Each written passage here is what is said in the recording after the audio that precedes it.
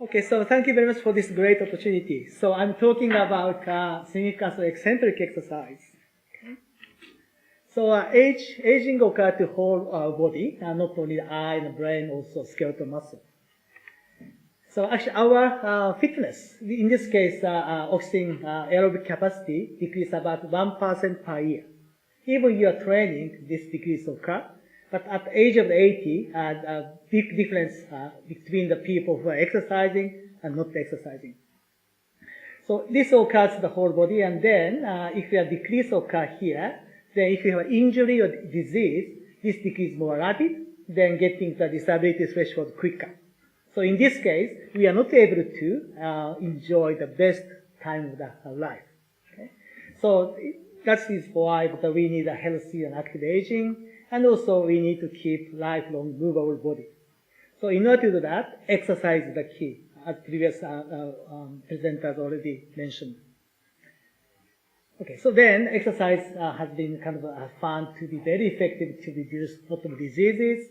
And then exercise is miracle drug, and also exercise is medicine. So sarcopenia decrease in muscle mass with aging. So this is 25 years old, this is 65 years old, large decrease in muscle mass, more increase in fat mass. If this occurs, and then decrease in muscle function occurs, then that can lead to an increase in falling risk, and also increase in fatigue.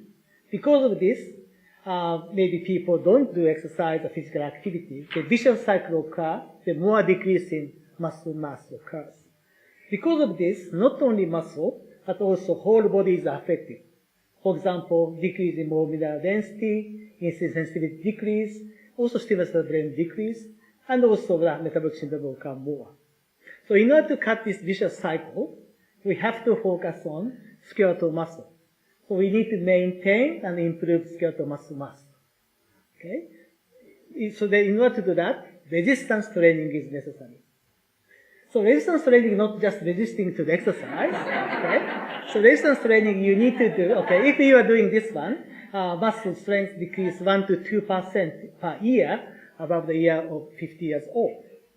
But if you are doing this kind of resistance exercise, 6 months of resistance exercise has been shown to increase muscle strength by 30%, which is account for 50 years of strength loss.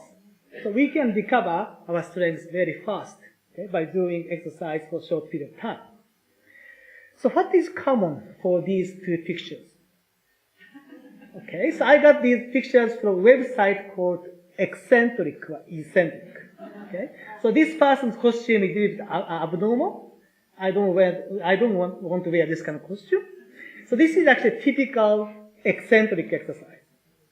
So muscle contraction occurs in several different ways. When muscle kind of force is equal to load, in this case muscle does not move, this is called isometric contraction. When force is greater than load, muscle can shorten, which is called concentric contraction. When force is smaller than load, muscle is stretched. This is called eccentric contraction. So using this elbow flexors, some is just pulling your arm. This is contracting elbow flexor stretch. This is eccentric contraction of elbow flexors. When you are sitting down to a chair very slowly, your leg muscle is stretched. This is called eccentric exercise of the knee extensors. So in this particular study, we investigated 26 healthy elderly men. The range is 60 to 76 years old. And then one of the group performed eccentric exercise of the knee extensors, just lowering the weight from here to here. Then we helped them to lift the weight. And this group did a concentric exercise, just kicking the leg from here to here. Then we lower the load. So they didn't perform eccentric contraction for this group. They didn't perform concentric contraction for this group with load. We found that the group who performed eccentric contractions improved more strength, also chair stand ability, and also balance better than people who are performing concentric contractions. Also, we found that insulin sensitivity improved better for the eccentric training group than concentric, And also the lipid profile improved better for the eccentric training group than concentric.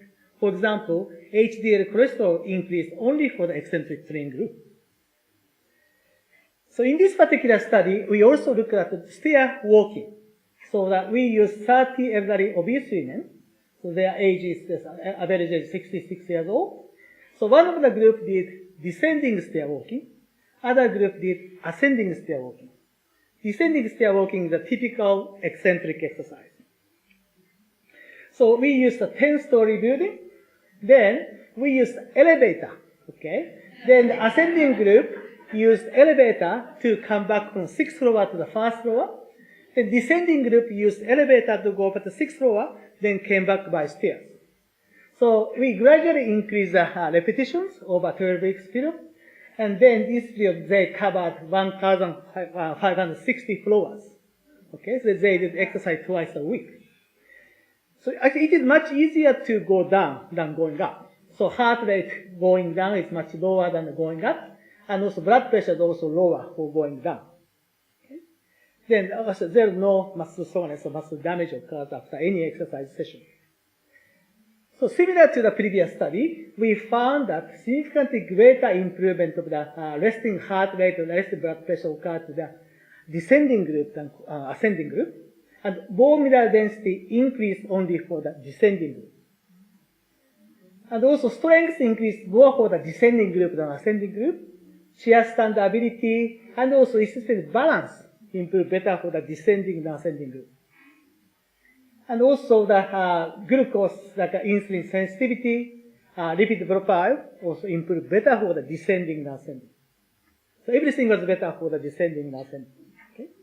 And also we know that metabolic syndrome leads to diabetes and hypertension. They eventually may lead to the dementia. The exercise can help in these development in many ways. But we believe that eccentric exercise can do better. For example, we found that especially doing eccentric exercise, we have to stimulate our brain more. So cognitive demand of the exercise is much greater during eccentric and concentric. So putting them together, there are many positive effects of eccentric exercises. Like it is less metabolic demand, but still increase muscle function, muscle mass, muscle coordination, balance, flexibility, bone mineral density, insulin sensitivity, blood lipid profile, also cardiovascular function, and brain health.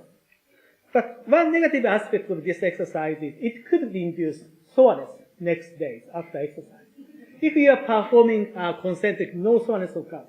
But when once you perform the eccentric, it could induce muscle soreness and muscle damage.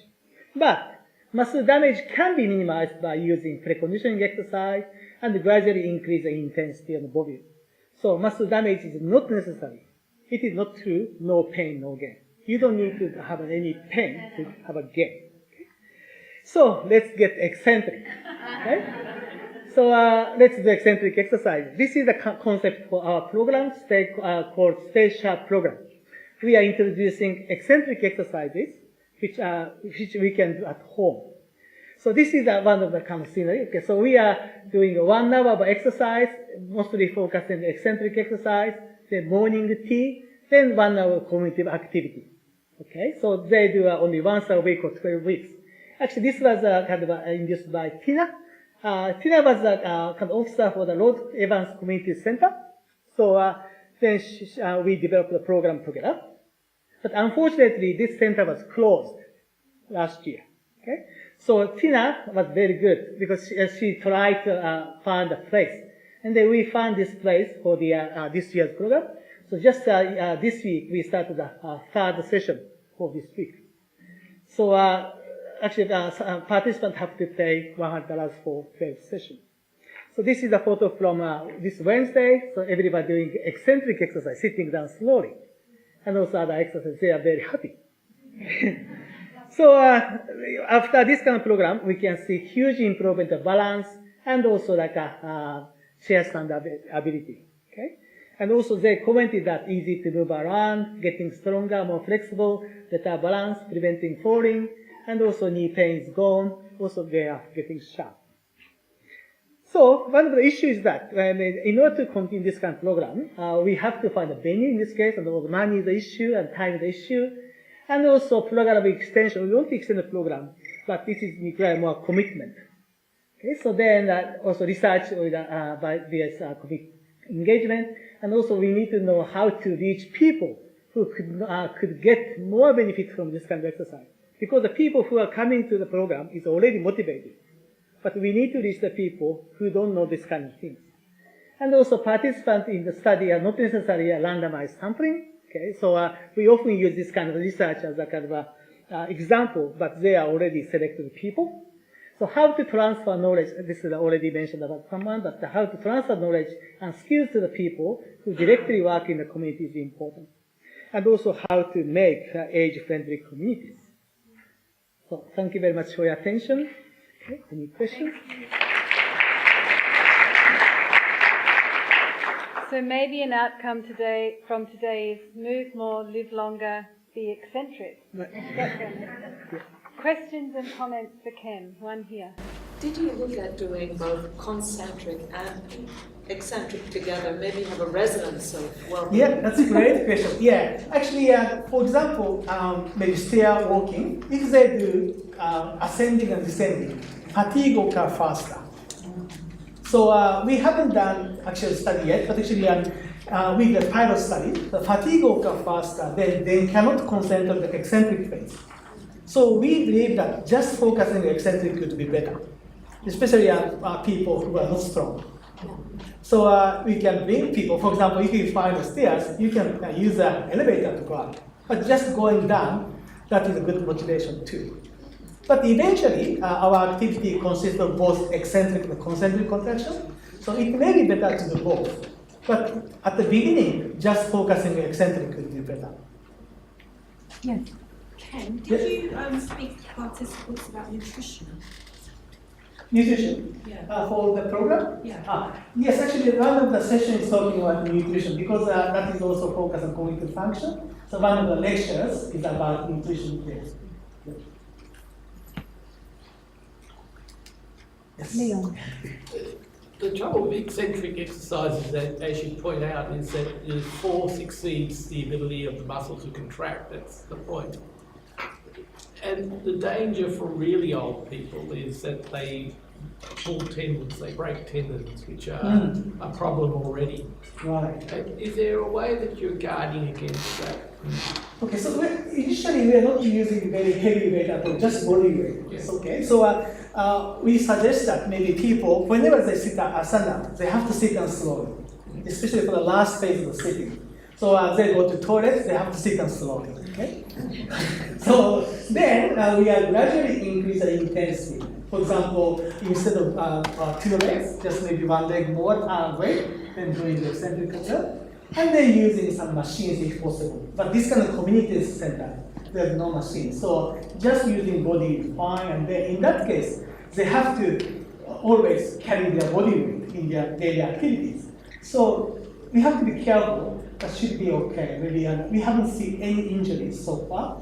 And instead, some people said knee pain has gone. Yeah. So more benefits. I accept that resistance training actually fixes arthritis. I understand that, but it's just that when you're doing this eccentric, by definition almost, you're pushing the fibres around a bit, aren't you? That's how it's working. Right, yep. Any other comments? Okay, please join me in thanking Ken.